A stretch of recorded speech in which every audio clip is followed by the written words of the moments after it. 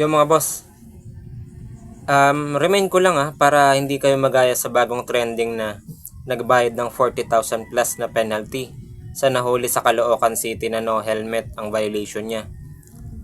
'Di ba meron na tayong non-confiscation ng license ngayon? Titikitan lang kayo tapos ibabalik na yung license nyo. Huwag kayong magpakampante na hindi kagad babayaran Kasi meron pa rin yung 15 working days na dapat nyong isettle yung inyong violation. Pero kapag lumagpas kayo doon, magkakaroon kayo ng penalty. Kung di ako nagkakamali, sa Caloocan City, merong 5% sa kada araw na hindi kayo makakapag-settle.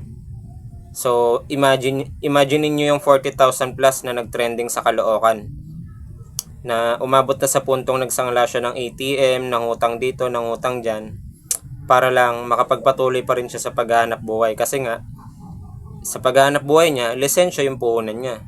So, kapag hindi niya tinubos yun, mahirapan siya maghanap ng trabaho siguro. Kaya, nilaban niya talaga makapangutang para lang matubos yung license niya. And also, lesson learned na rin yun mga boss. Sa lagi kong paalala na kahit saan man tayo pupunta, kahit malapit lang, lagi pa rin po tayo mag-helmet. Gawin na po nating habit yung wala tayong violation kapag babiyahe tayo. Yun lang po, Boss Jun.